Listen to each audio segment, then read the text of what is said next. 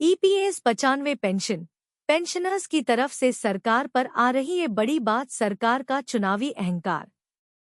हम बूढ़े जरूर हैं मगर मरे हुए मुर्दा नहीं। Suchnaji news Chhattisgarh. EPS 95 pension EPS 95 pension का मामला शांत होने वाला नहीं है।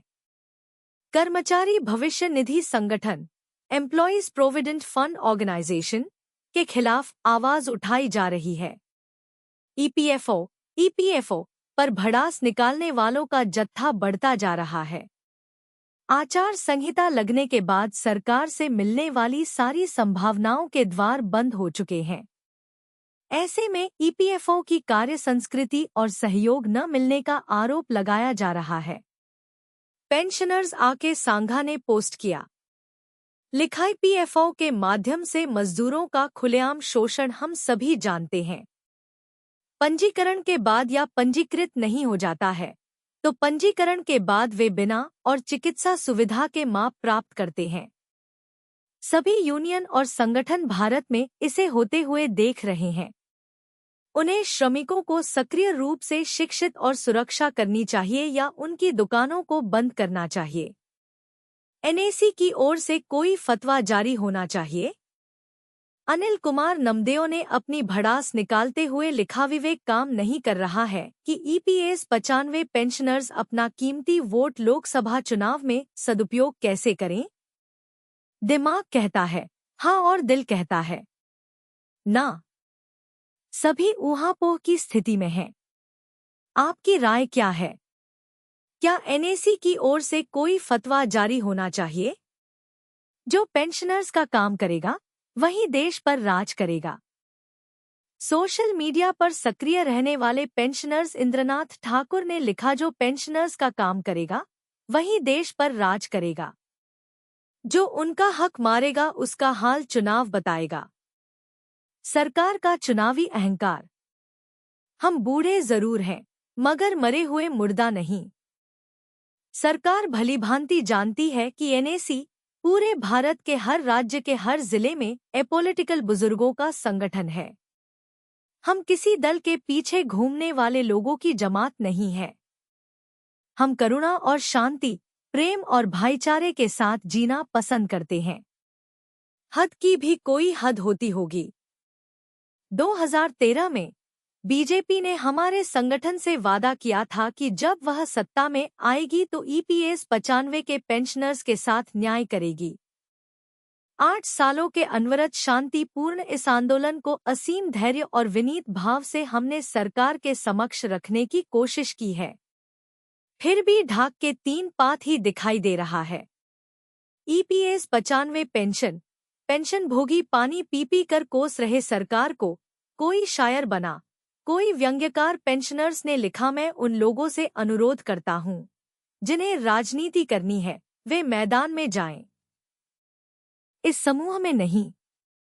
सूचना जी न्यूज छत्तीसगढ़। ईपीएस 95 न्यूनतम पेंशन की वृद्धि को लेकर फिलहाल सारी उम्मीदों पर पानी फिर गया है। पेंशनर्स सरकार और ईपीएफओ से खासा नाराज हैं। सोशल मीडिया पर इसकी झलक देखने को मिल रही है। नाराजगी इतनी है कि कोई शायर बन गया तो कोई व्यंग्यकार। मंत्री और ईपीएफओ पर जमकर कटाक्ष किया जा रहा है।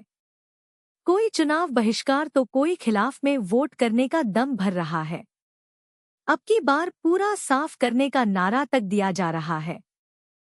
पेंशनर्स नितिन भागवत ने पेंशन भोगियों के फेसबुक पेज पर लिखा, बाय बाय धरना प्रदर्शन, आंदोलन और भूख हड़ताल। 3 महीने के लिए आचार संहिता लागू हो चुकी है। फिर मिलते हैं जुलाई में नई ऊर्जा के साथ। हम मरते दम तक कमांडर राउत कंपनी के साथ थे हैं और रहेंगे। इसके अलावा कोई चारा नहीं। पेंशनर्स अशरफी मंडल ने यह सलाह दी, यह जानते हुए कि हमारा संगठन एक गैर राजनीतिक संगठन है। कई लोग इस समूह में लगातार राजनीतिक विचारधारा के बारे में लिख रहे हैं। यह अनजाने में है। मैं उन लोगों से अनुरोध करता हूं जिन्हें राजनीति करनी है वे मैदान में जाएं। इस समूह में नहीं। कई बड़े राजनीतिक संगठन हैं। कौन सा संगठन हम जैसे पेंशन भोगियों के लिए सड़कों पर विरोध प्रदर्शन कर रहा है? हमें अपनी मांगें मनवाने के लिए और आंदोलन करना होगा। मैं अपने केंद्रीय नेताओं को उनके अमानवीय परिश्रम के लिए धन्यवाद देकर उनका अपमान नहीं करना चाहता। बस इतना कहना चाहता हूँ कि आगे बढ़ते रहो, हम तुम्हारे साथ हैं। अब की बार पूरे साफ। पेंशनर्स शशि नायर ने लिखा, अब की बार पूरे साफ। ईपीएस 95 पेंशनर्स जिंदाबाद। वहीं प्रशांत मुखर्जी का पोस्ट भी काफी नाराजगी से भरा था। आचार संहिता लगने से पहले किए गए पोस्ट में लिखा था, pension hike not decided by Modi government before 2024 general election, then boycott giving votes to BJP by SR citizens. EPS 95 pensioners. Swadesh Das Gupta तो बन गए शायर। कोई हमदम ना रहा, कोई सहारा ना रहा। हम किसी के ना रहिया, कोई हमारा ना रहा। कोई गालात फहामी में ना रहे, अब इस सरकार पर कोई भरोसा नहीं। EPS 95 higher pension. जिस सीपीएफ ट्रस्ट को ईपीएफओ बताता रहा सही, पेंशन की बारी आई तो बता रहा गलत। फॉर्म किया कैंसिल। ईपीएफओ हर साल सीपीएफ ट्रस्ट के खाते रिकॉर्ड की करता है जांच, लेता है शुल्क। पेंशन फॉर्म कैंसिल करने का दाव पड़ा उल्टा। एलएम सिद्दीकी ने कहा, ट्रस्ट रूल्स का हवाला देकर सदस्यों को उच्च पेंशन से वंचित करने का प्रयत्न महज एक साजिश।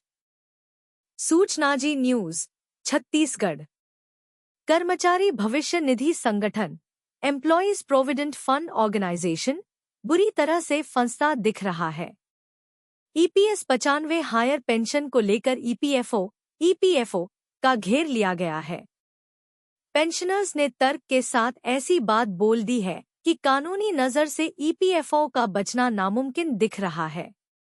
सेल के भिलाई स्टील प्लांट समेत कई प्लांट के कार्मिकों का ज्वाइंट ऑप्शन फॉर्म निरस्त करने का मामला सामने आ चुका है।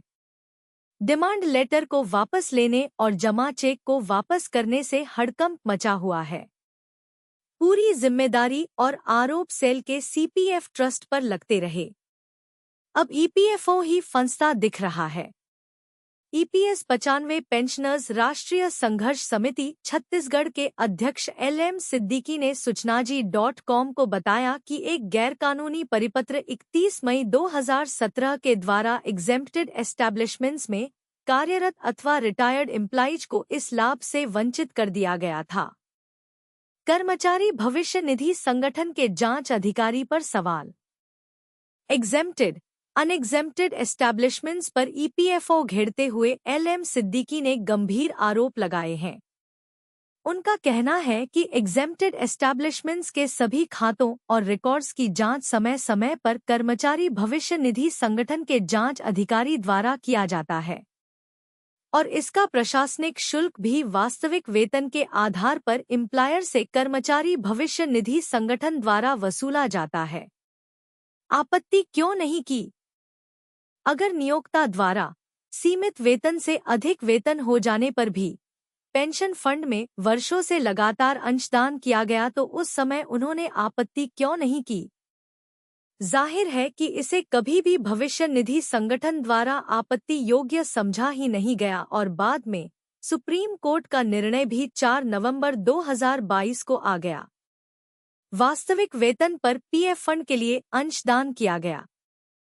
भविष्य निधि संगठन ने अपने परिपत्र 22 जनवरी 2019 द्वारा अपने क्षेत्रीय कार्यालयों को निर्देशित किया था कि कर्मचारी और नियोक्ता द्वारा जहां वास्तविक वेतन पर पीएफ फंड के लिए अंशदान किया गया है और जिसे भविष्य निधि संगठन ने स्वीकार भी कर लिया है, ऐसे हालात में यह मान लेना चाहिए कि ईपीएफ एक्ट 1952 के अंतर्गत पैरा 26 का अनुपालन कर लिया गया है। इसलिए ट्रस्ट रूल्स का हवाला देकर सदस्यों को उच्च पेंशन से वंचित करने का प्रयत्न महज एक षड्यंत्र प्रतीत होता है, जो अन्यायपूर्ण और असंगत है। EPS 95 higher pension cell BSP के कार्मिकों ने 33 लाख 30 लाख तक ईपीएफओ को थमाया, पीपीओ का अब तक पता नहीं। भविष्य निधि आयुक्त के साथ बैठक के दौरान उनके संज्ञान में लाया गया। Suchnaji news, Bhilai. EPS 95 higher pension, EPS 95 higher pension को लेकर मामले अब भी अटके हुए हैं। न्यूनतम पेंशन, मिनिमम पेंशन की बढ़ोतरी की मांग को लेकर रायपुर ईपीएफओ कार्यालय का घेराव किया गया। इस दौरान बीएसपी के पूर्व कार्मिकों ने लंबित मामलों को उठाया। भविष्य निधि आयुक्त के साथ बैठक के दौरान उनके संज्ञान में लाया गया कि अमृतलाल पटेल बीएसपी रिटायर्ड कर्मचारी ने 25 अक्टूबर 2023 को भविष्य निधि संगठन की मांग पर 33 लाख रुपए और चंद्रशेखर नायडू बीएसपी रिटायर्ड कर्मचारी ने 31 दिसंबर 1923 को 30 लाख रुपए जमा किए हैं, लेकिन अभी तक उनका पीपीओ जनरेट नहीं किया गया है, जो उचित नहीं है। भविष्य निधि आयुक्त ने कहा कि उन पर कार्यवाही चल रही है और बहुत जल्द सभी औपचारिकताएं पूरी हो जाने पर उन्हें एरियर्स के साथ उच्च पेंशन मिल जाएगा। विलंब होने की स्थिति में ब्याज के नुकसान के सवाल पर उन्होंने असमर्थता जताई कि उन्हें हेड ऑफिस के फ्रेमवर्क के अंदर काम करना पड़ता है। एलएम सिद्दीकी अध्यक्ष ने पेंशन के कैलकुलेशन के लिए संबंधित सदस्य के 1 सितंबर 2014 के पूर्व की सेवाएं और पेंशनल सैलरी तथा 1 सितंबर 2014 के बाद की सेवाएं और पेंशनल सैलरी को 2 भागों में विभक्त करने के बाद उच्च पेंशन निर्धारित करने से होने वाले नुकसान पर भी प्रश्न उठाया। इस मामले पर भी भविष्य निधि आयुक्त ने उनके द्वारा हेड ऑफिस के निर्देशों के अनुसार कार्य करने की विवशता जताई। अभिषेक कुमार ने चर्चा के दौरान बताया कि उनके कार्यालय में 17,000 आवेदन उच्च पेंशन के लिए प्राप्त हुए हैं, जिनमें से 1,220 सदस्यों को डिमांड लेटर जारी किए गए हैं। अब तक लगभग 500 ने राशि जमा की है। आवेदनों के धीमी गति के निराकरण पर अध्यक्ष एलएम सिद्दीकी ने गंभीर चिंता जाहिर की और त्वरित गति से उच्च पेंशन के प्रकरणों को निपटाने के लिए आग्रह किया। एलएम सिद्दीकी ने शीघ्र मांगों का निराकरण नहीं होने पर चुनाव बहिष्कार की भी संभावना जताई।